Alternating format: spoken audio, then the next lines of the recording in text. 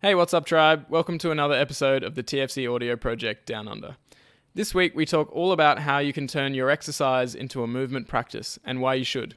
We delve into the pitfalls of the traditional approach to exercise, as well as the three key elements of a well-rounded practice. This week's episode is sponsored by TFC Hacky Sacks. They're hand-woven and ethically sourced in Guatemala, and we love the unique designs. These hackies have been tried and tested on the Hackminton court, and there's nothing quite like that feeling when you hit the sweet spot at the top of your toes. You can grab one on its own or in a foot exploration kit with a cork mobility ball and some of our Wild Toes toe spreaders and start exploring the potential of your feet.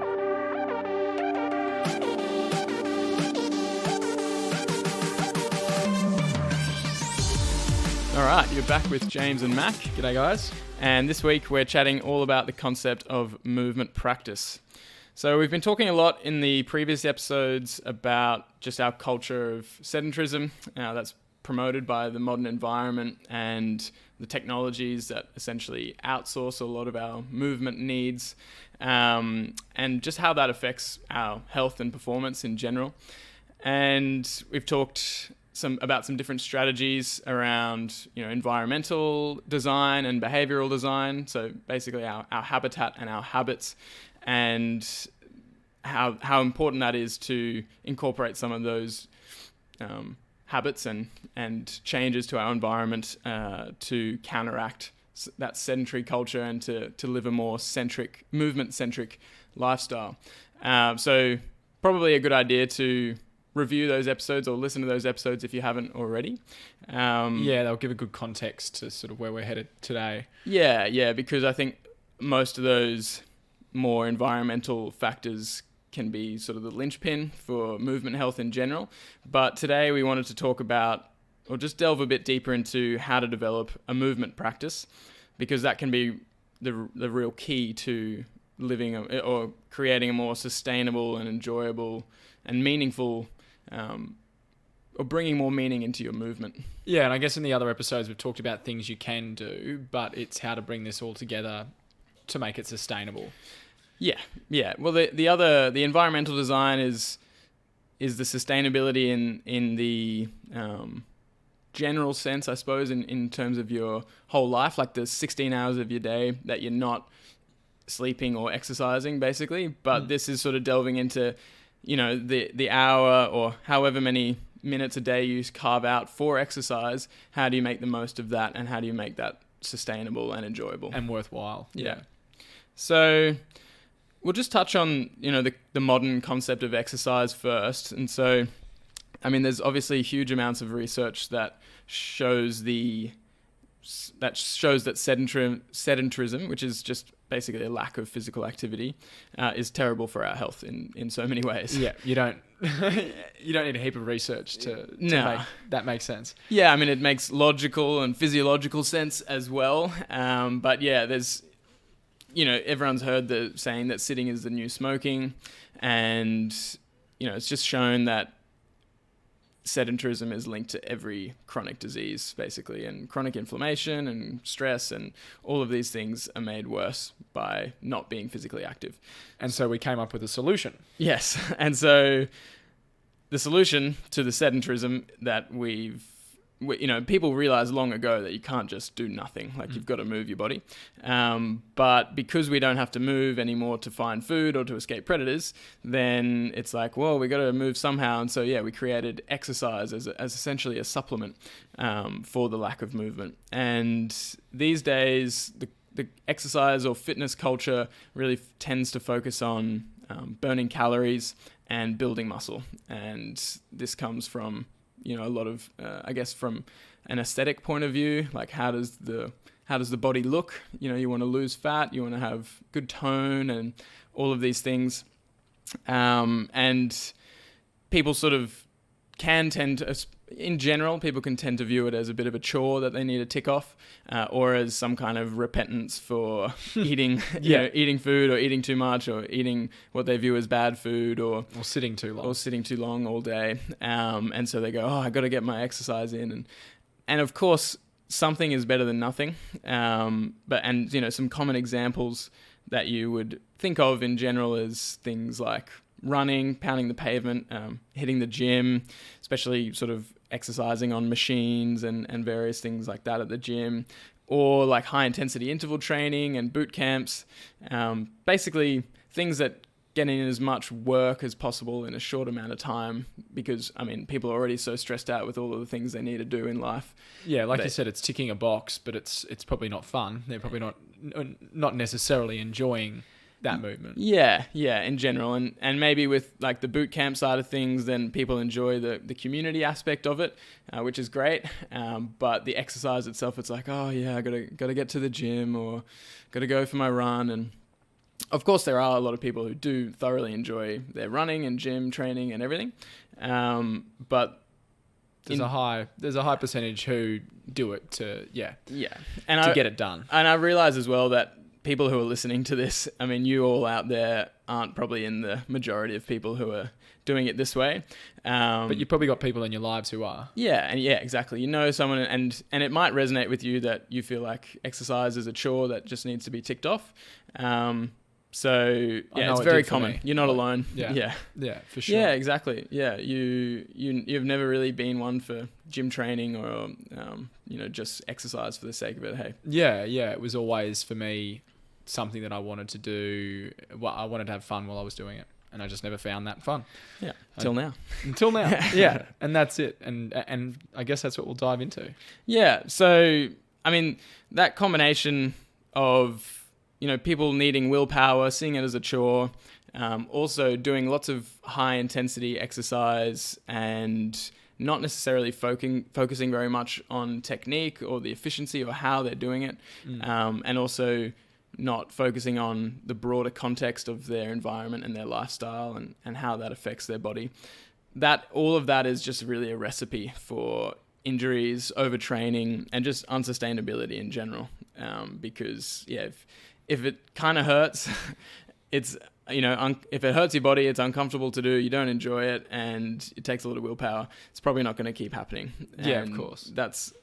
We see that all the time, and that's a big reason why sedentarism is so rife. And so we'll just talk about one solution to that, which is what the whole concept of the podcast is, the movement practice. And to give a bit of broader context to that, then we just want to talk about how humans are really incredible learning machines. Like we're the best at it. We're the best especially when it comes to movement.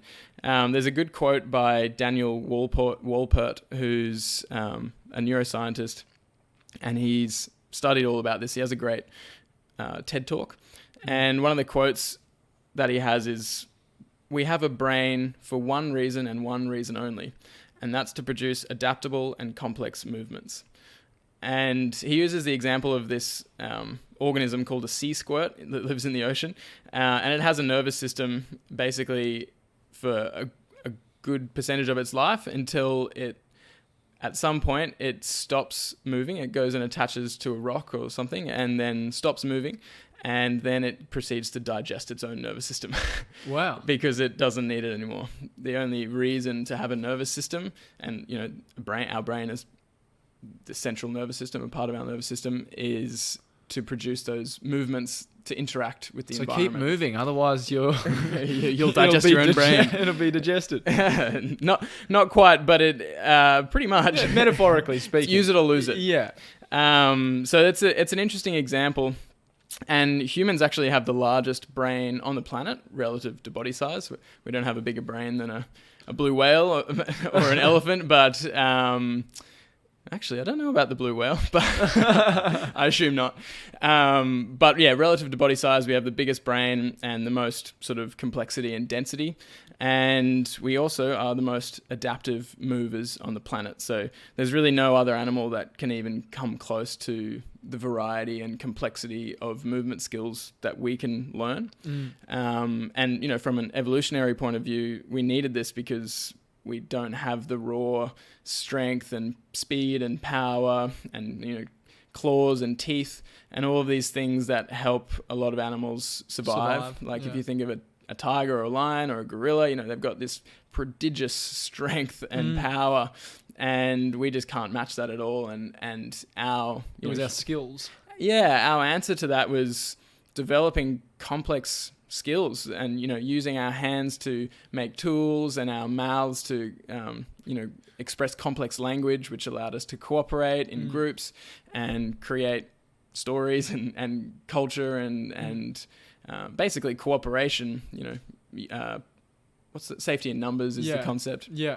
And that's led to us becoming the dominant species on the planet. So, there's a lot of power in our ability to learn movement skills. And unfortunately, a lot of that potential of our brain is going to waste at the moment, obviously through the lack of movement in general. And also when we do move, it's not really focusing on skills. It's focusing on working muscles. Yeah. Our brains and bodies are really set up to be constantly learning or refining movement skills, and they really thrive under those conditions. So in terms of physical health and mental health, our brain and body really needs to be practicing movement regularly. And I mean, you've probably noticed it yourself when you're not doing that, you do feel the side effects, I suppose. On a mental and physical level. 100%. Yeah. Yeah. And it happens quite quickly. And you also, when you do add a good amount of movement back in, especially if it's skillful movement, like hacky sack or hand balancing or things like that, then, and intense movement has its place, of course, like workouts. But when you add that back in, you automatically feel way better, and you notice a difference in how you can learn. And not just that exercise, but I mean, we've chatted about it on the podcast before, but we've been going out to Bush One, this property of your uncle's, and being able to do that sort of skilled movement where you're building stuff with your hands and chopping wood, and we call it city brain when we come back to the city, and it's not necessarily us being trapped in the city that is having that impact, but it's the lack of that movement, that explorative, skillful, sort of useful movement, where you're chopping wood for the fire, or you're navigating through, trees and bush and rocks and all this huge variety of movement and skill. The body thrives and the mind thrives. Yeah, and there's heaps of other benefits of being out in nature as well, and just expressing those natural movements, which we talked about in the last podcast. But yeah, this is where that developing a movement practice really, really comes in, because a movement practice is based, essentially, I define it as just focusing on learning and refining and mastering movement skills as a way to develop and express your physical capacity, rather than just working muscles so that they get bigger or that they burn calories. So the skill-based approach really focuses on improving efficiency and improving your technique for whatever it is you're doing. And that really does make it more sustainable. And it also is a lot more enjoyable. If you look at someone who's moving efficiently, like if you look at an Olympic athlete or an elite sportsman or anything like that, it's a thing of beauty. It's an art. And the same going back to the analogy you were using before with the tiger or a cheetah running. It's graceful. It's mesmerizing. Yeah. And it's the same with a human if they're doing it right. Yeah, and that's why people love watching. Well, it's a big reason why people love watching those sports and events on TV, is because they get to see this beautiful, graceful, efficient movement that results in very good performance and generally more often than not, like no injuries or like mess up, like F-ups, for want of a better word. And that's because these people have practiced and practiced and practiced and practiced over and over, thousands and thousands of hours, and you end up with that. And so it looks good and it feels a lot more enjoyable. When you're moving efficiently, there's something clicks in your brain and you get these reward chemicals again, and it just makes you feel good.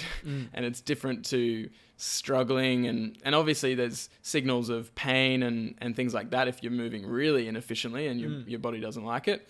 But otherwise movement can just feel like real tough, like you're just like pounding the pavement is the most obvious example. Like we see it again all the time along the river. People just slap, like no efficiency or grace in their movements, just And they don't look like they're having fun while they're doing it. No. They do not look like they're enjoying it. No. And yet we saw a runner this morning who you commented how good his running style was, and he's just motoring along. And he was jogging behind us and we didn't even hear him coming. Oh, yeah. Silent Glided past approach. us. So, yeah, there's that contrast for sure. Yeah. And so it's more sustainable because you've got, efficiency essentially just means less risk of injury, it's safer, you improve your performance. So it's more sustainable, it's more enjoyable, and especially if you're practicing skills that are meaningful to you in some way. And so we'll talk about, the different skills that might be meaningful to you and why, and like different elements of creating a meaningful movement practice. But that's a big core to all of this, is if you're doing something that you want to be doing, then you're going to keep doing it. Exactly. Especially if you're doing it in the right way. Yeah. And so, some major examples that people tend to think of when they think of movement practice and movement culture are these sort of outlandish niche skills like hand balancing and acrobatics and martial arts, and they're all three of those things are very fun, and I've dabbled in each, and there's a reason why they're gaining popularity because they are awesome. But all of the common, the common exercises that you'd see most people doing can also be turned into a movement practice if you just make some simple changes to your mindset and your approach. Yeah. Like the common exercises like gym training, running, swimming, even boot camp style training. They're all essentially complex skills that can be refined, and there's always going to be elements of technique in each of those skills. So how do you turn one of those skills then, walking or running, into a movement practice? How do you take it from something that you've been doing for years that is a means to an end to something that can give you that meaningful reward? Yeah, well, pretty much two steps really is just first understanding that this is a complex skill that deserves my attention and my, and deserves to be practiced rather than just done however you do it. Yeah, respect the skill. And approach it with a beginner's mind. So understanding, even if you've been doing it for a few years, just act as if you're a beginner and act as if you don't know anything about it. And then seek coaching or guidance in some way from a coach or a book or an online program or some kind of resource, or all of the above, some kind of resource that you trust to guide you in that skill, and showing you how to start and how to progress and different ways to break down the skill. And I guess that's where we're pretty lucky. Obviously movement has changed a lot these days, and we need more of this movement practice, but I think we're pretty fortunate in the world that we are today that there are plenty of resources out there. It's not hard. It's really not that hard to find good help if you go looking. So true. Yeah, we are blessed with the amount of resources we have. Possibly overwhelming. Yeah. But if we'll link some resources for each of the things that we talk about today in the show notes. And in our community alone, there are experts on any number of these practices, with the knowledge that everyone needs. Yeah. And while it can be overwhelming, it's great. You've got great access to like world-class teachers on the internet, and a lot of the time in your local area, great teachers in your local area. And so that can't be an excuse. Nah. There's always, especially in this day and age, there's always some kind of resource. And if you try one and you don't like it or it doesn't resonate with you, just try another one. It's an important thing to do, and it's worth a bit of trial and error. And I guess then, that brings you to the next point, that you don't have to necessarily get to the stage where you are an elite athlete like these people we're talking about. You don't have to train to get to that stage, but you've got to put something in. Exactly, yeah. People tend to think of like getting a coach or getting all this feedback on my movement, like, that's expensive, or that's just what elite athletes do. And that is a common thing for elite athletes to do, but we should all really be viewing ourselves as athletes or as movers that deserve and need guidance to some degree. And it's not about, refining it to the nth degree so that your efficiency, you've got perfect technique, but it's about laying a baseline of a good foundation of skill, and you get some feedback along the way while you're laying that foundation, so that you can then be independent and confident to go and practice that skill yourself, and to refine it, and maybe check in with someone every now and then to see how it's going. But yeah, you don't have to be working with a coach one-on-one weekly. I mean, it's a bit like, you love using the cooking analogy, but you're not going to keep cooking a meal over and over again if it tastes like crap. Yeah. And yes, you're getting the nutrients you need, but you're not enjoying the meal. So if you keep on cooking for yourself, you may as well be cooking it right, so that you're getting the enjoyment out of it. Yeah, and yeah, learning some fundamental techniques of knife skills, and how to combine different spices, and how to work your way around a wok or a pot, or just some basic things can really make a huge difference. And on that analogy, if you build up those skills on one dish, then that dish can often translate into other dishes down the line. And it's the same with movement. If you learn how to lift something properly, then that's probably going to help you down the line when you learn to do another skill. 100%. Yeah, the more skills you learn, the more you push through the discomfort of learning skills, the more plastic your brain becomes. So just means, like, neuroplasticity is the adaptability of the brain, its ability to learn. So the more plastic and moldable or malleable your brain becomes, and therefore, one, the easier time you have picking up new skills, and two, the easier time you have translating current skills into other skills. And there is so many movement skills that seem very different, but apply very similar principles of movement, so lifting, and then, or maybe a better example. Breathing's a prime example of how much that is involved in so many different skills. Exactly. But if you know how to breathe right, then you've got the spices that'll help you with every single dish you go to cook. Exactly. It'll apply to running, it'll apply to lifting, and there might be some tweaks that you can make to the breathing style, depending on whether it's running or lifting or climbing or whatever. But if you understand how it works, if you're aware of the fact that breathing matters, and that some of the core principles, then it will generally apply to everything. So yeah, it's a good analogy. And also, cooking is another movement practice. Yeah.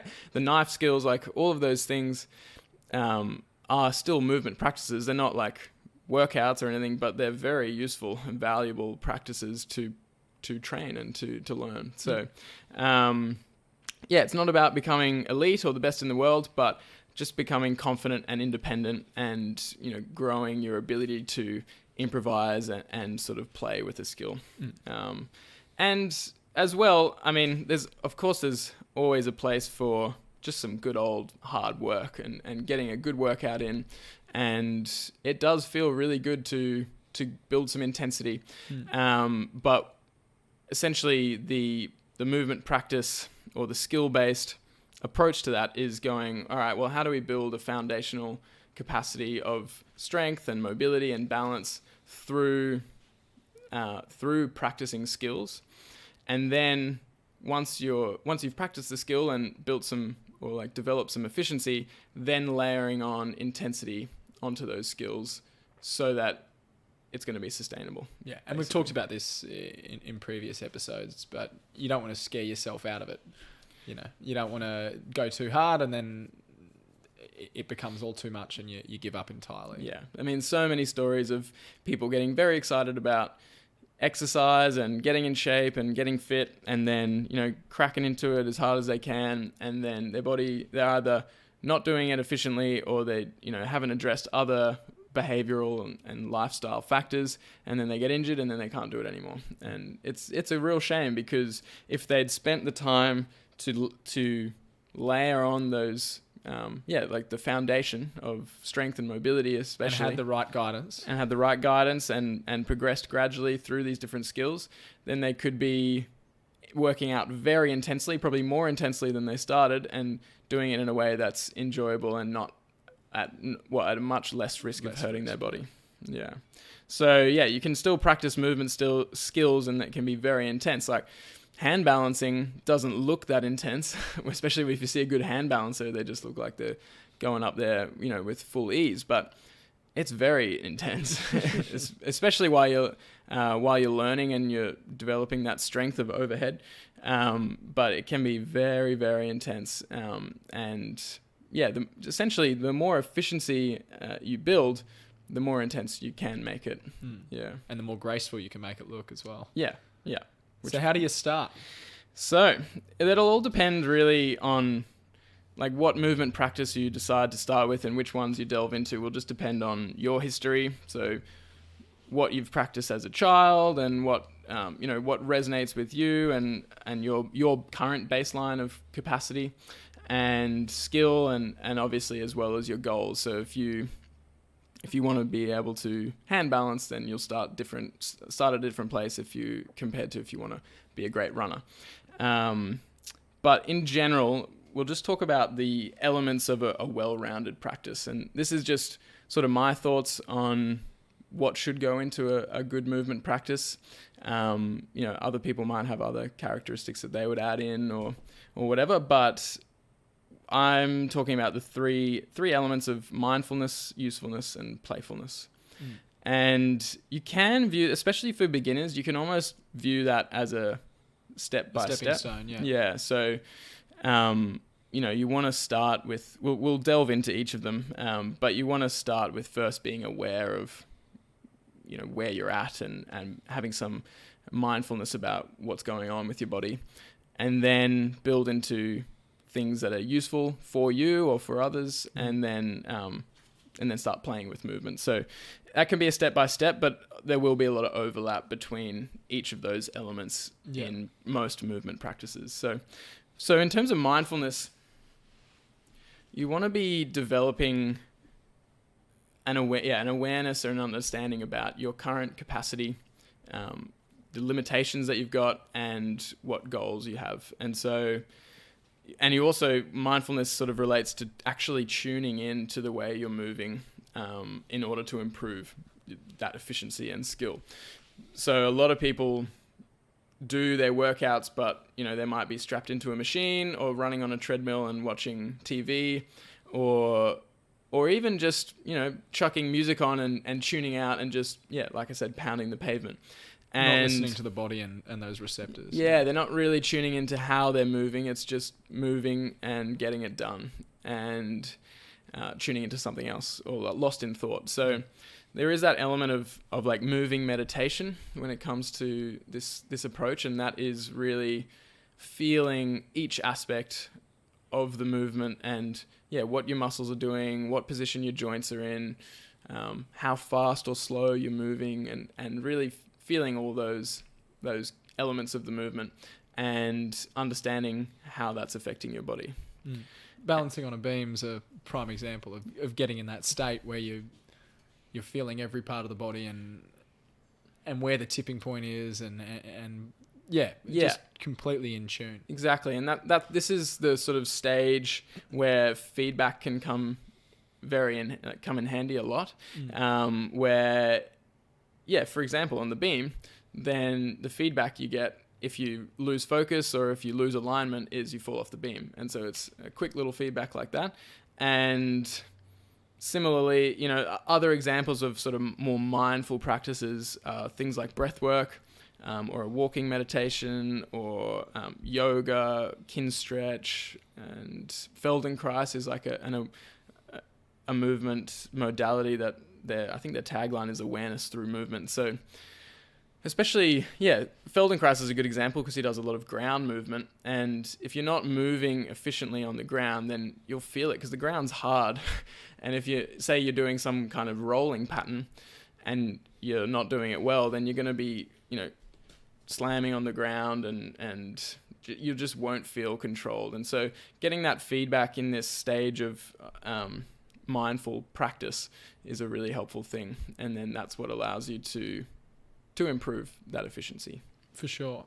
It must be hard though. I mean, when you look at walking or running, for something that people have done for years and years and years and have developed what they think is the right practice, how difficult can it be to I guess be mindful enough to realize? Like, do you think mindfulness is enough for people to realize that they're doing that wrong, or is that where? Yeah, I see what you mean. Yeah. It does depend a lot on the person, I think. For some people, it might be as simple as going, pay more attention to how you're walking and running. And they go, oh, all right, I'll pay more attention. Okay, this makes sense. But for most people, they need that guidance. That guidance, or at least something to aim for and go, okay, I want to be focusing on this and this. You don't want to be focusing on too many things because that's just going to overwhelm you. But if you focus on you get someone to say, okay, I've looked at you run or walk or do X activity, and you should probably focus on these couple of things, and this is how you do that. And then it's being mindful about those things when you're in the movement. Yeah, so it's the mindfulness, that feedback, can come from a coach, especially if it's something that doesn't give you that immediate feedback like the beam or the ground. Exactly. Is someone going, here, try this. And that's why yoga studios are so popular. Good yoga studios and yoga instructors can give great feedback about, just try moving your body like this, or tuck your pelvis a bit like that, or, X, Y, Z. And the good thing is if you make the right change, you'll feel it and you'll get that click. Feedback. Yeah. It'll click. And so those examples that I gave of mindful practices, are really great places to start. But then it's also about taking that mindfulness into any other practice that you're doing as well, even if they're not like a quote unquote mindful practice. So the next element is usefulness. So just asking yourself, is this practice or movement making me a more useful or valuable member of my community in some way? And am I better able to respond to varied or unexpected demands in my daily life through this practice? So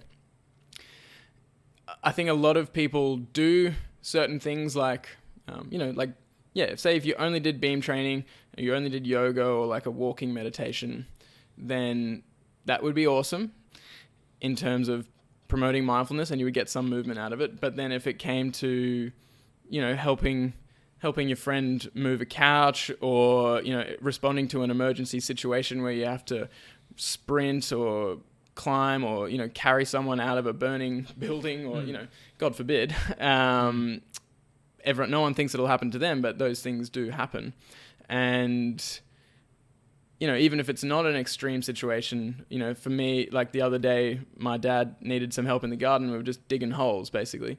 And that's a skill in itself, I'll tell you, digging holes. But having practiced a lot of other sort of strength-based movements and, we were doing a lot of carrying and stuff, so a lot of overhead movements. I've practiced these, then I'm better able to help him out. And it feels really good to help out your community and your family. I mean, last week we went for the tree planting day with Reforest Now, our partner, our organisation that we donate to. When people buy beams, they plant a tree for every $5 we donate. That was our first tree planting day with them. And even though we were planting tiny saplings and just, throwing liquid into the holes, and it wasn't very taxing work, but the squatting that we were doing every time that you'd go to plant the trees, and just all of these little movements that make you more useful, that you're developing. And carrying the buckets of goo and squatting down and up and down off the ground constantly, for a whole morning. It didn't seem like much to us, but again, that's because we'd done a lot of practice of those kinds of movements. And for someone who hadn't practiced that, or maybe their knees hurt, or they don't have the grip strength, then they can't help out as much. And that doesn't make you like a worse person or a bad person or anything. It's just you're unable to help people as much, and helping people can give a lot of enjoyment and satisfaction in your life. And also just in the sheer doing of the activity, I know how much enjoyment I got out of the planting of the trees, and how mindful you're able to be in that moment, because I'm not bending over and thinking, oh, my back hurts every time I go down to put one of these bloody trees in. Yeah. It's being able to enjoy, 100%. Enjoy that movement. And I was saying, like a few years ago, if I'd done that, my knees would have blown up, or they would have been very, very sore during and after. And I wouldn't have been able to get as deep into the mindfulness of the activity, and having done a lot of strength training, of lots of mindful strength training, that's allowed me to be more useful. And so some good examples of useful movement training or movement practices are things like natural movement, where you're learning to squat and run and climb and jump and all of these things that may come in handy in an emergency situation, or also just prepare you for interacting with nature, like planting trees. Martial arts, obviously, again, emergency situations and knowing how to defend yourself can be really important. I've written down parkour. Parkour is actually very similar to natural movement, but yeah, it's getting from A to B efficiently, through jumping, climbing, vaulting, all of these things, and strength training. Again, part of this is being useful to your community, but also a big part of it is being useful to yourself and being, having a level of physical independence. I don't think it's necessary for any human to be truly independent, as in, we are communal creatures, but not having to rely on other people or other technology to do your movement for you is really big. And no one really thinks about that until they get to about 80, 90 years old, and suddenly they have a fall or something happens and they lose their independence, and now everything has to be done for them.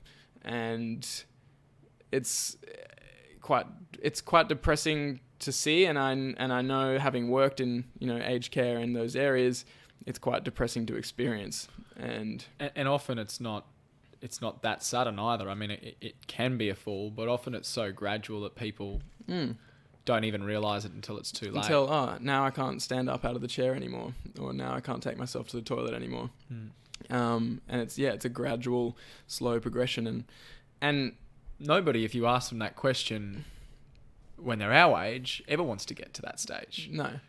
If you ask, would you want to have someone taking you to the toilet every day and putting your clothes on for you, and you're back to being a toddler? But no one would answer and say, yeah, that'll be sweet. Yeah. But we just need to make that connection between the movements that we do now and the movements that we're able to do later. And even people, there's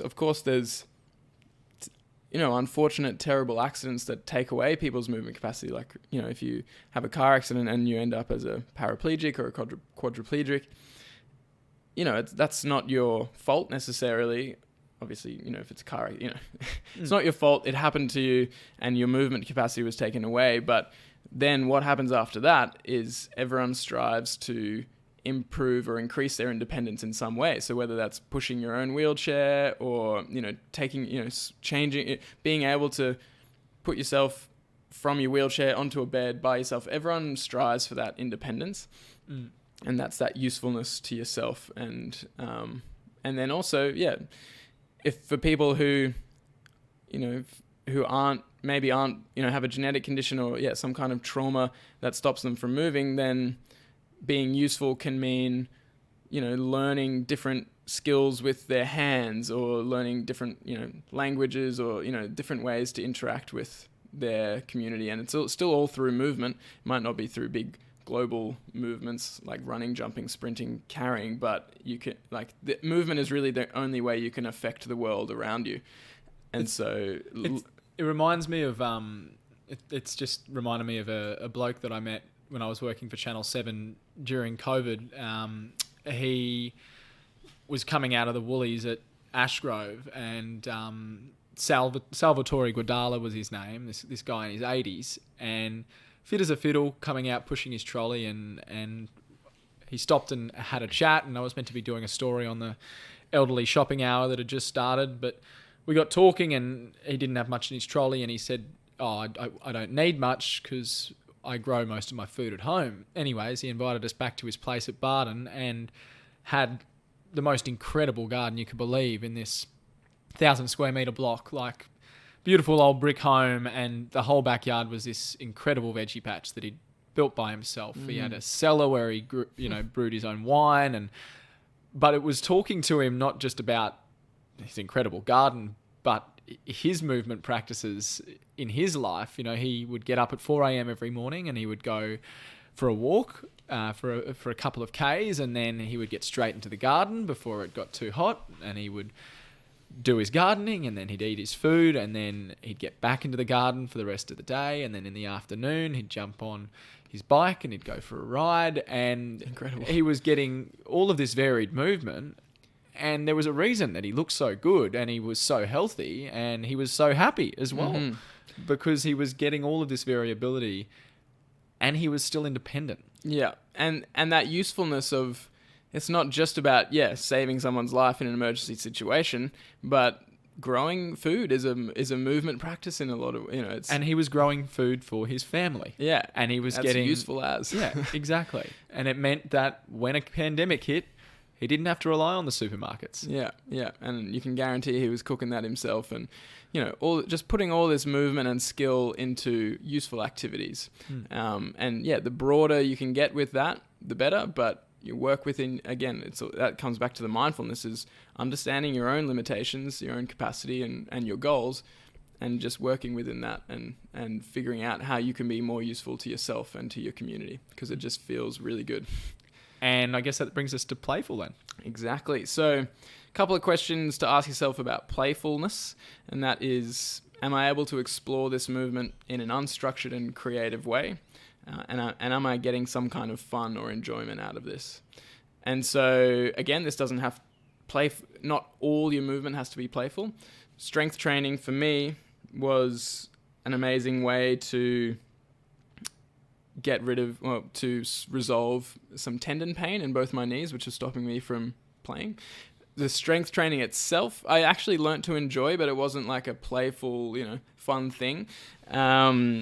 But it served a purpose, and it allowed me to get to the point where I can, enjoy things like Hackminton and beam play and all of these things. So not everything has to be playful, but generally you want to have some kind of playful movement in your life to express your capacity and just to have fun. I was going to say, otherwise, what's the point? Yeah. Like, if you can't have fun with it, then what is the point? Yeah, exactly. And fun, in one sense, it can be sort of, we've talked about all of this in one of our second podcast about play, but it can be fun as in like, haha, this is fun, silly game, or it can be intense, competitive fun, like in a sport, or surfing, like you get into that sort of flow state where you're fully present, fully focused.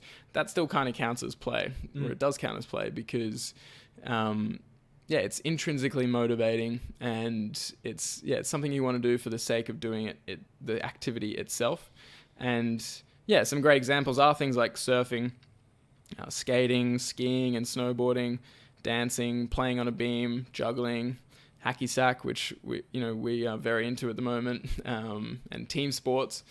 And these are all the things that kind of make life worth living in a sense. And they're the benefits that we have in our current society. When you look at our ancestors, and while they may have had mindful and useful movement, the playfulness is probably something they were a little more deprived of, because in the aspect that we have today, in terms of being able to just do something because it's fun, not because we have to survive. And they created elements of play, like dance was play to them, and obviously kids would play to learn certain movements, and there'd be things. But as time went on and we figured out our food sources and food systems and things like that, which meant we didn't have to spend as much time on that, then made more time for play. The inherent playfulness of humans led to the development of sports and all these different activities that are just really fun to do, or get you in that zone. And so the mindful and useful aspects of a movement practice can help facilitate more of that playful aspect. And obviously, like we said, there's lots of overlap of all these elements in every skill and discipline. And you're not going to obviously have to practice all of those skills that we mentioned or have, every element in everything that you do. But it's just about going, okay, those elements are important. And when you're designing your movement practice, just try and take aspects of each of those elements. And you might not be practicing all of these disciplines at one time, but cycling through and going, okay, well, based on where I'm at, I think it's probably a good idea to start with some breath work and some beam play, or some breath work and some yoga, just to sort of ease me into things. And then you can cycle in and start getting into some strength training or some natural movement or martial arts, because It's about striking the right balance. yeah. And yeah, taking elements of each, so that, because all of those facilitate each other. Yeah, of course. Yeah, all those aspects facilitate each other. And it's important to get used to the discomfort of learning new skills as well. And just understand, it comes back to that beginner's mind. Just understand that errors and failures and things like that are going to happen along the way. And the brain really, that's uncomfortable for the brain to make errors. And the interesting thing, I've just listened to this podcast from Andrew Huberman on Huberman Lab, which is episode 7 is the podcast, if anyone wants to watch it or listen. But it's all about how errors are really the driver of neuroplasticity, because the discomfort of making an error actually stimulates the brain to release all these neurochemicals that promote learning and promote neuroplasticity, which is the adaptability of the brain, essentially.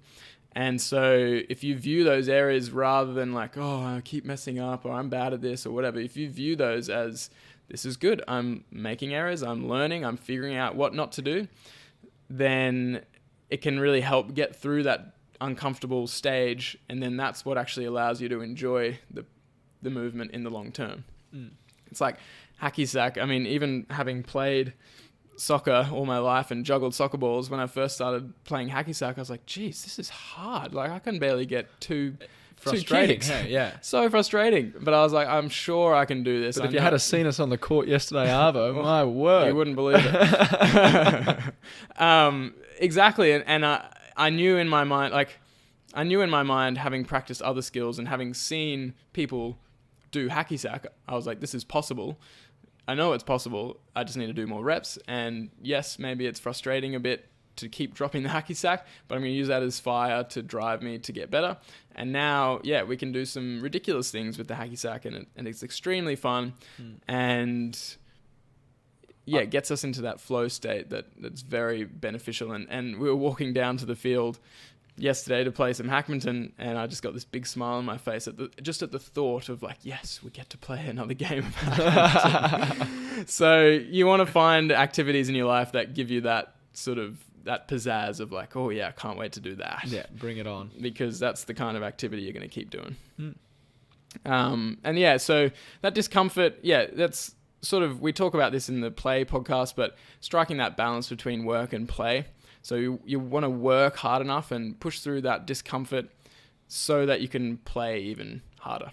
Yeah. You know, do your strength training and your mobility work and your awareness, your breath work and your awareness stuff, so that you can be, you know, 1, be more efficient, and 2, build a better capacity to then express movement in a really playful way.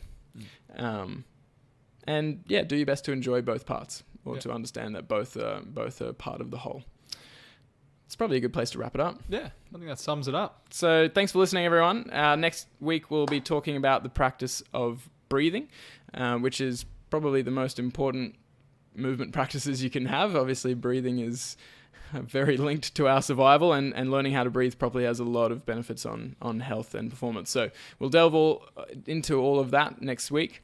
Actually, we'll have a guest on the podcast. Yes, for next I won't be here, but I'll be replaced by someone far more adequately educated to speak on the topic, which is Tom at Breath Performance Physio. So yeah, excited to chat to him, and we'll catch you on the next podcast.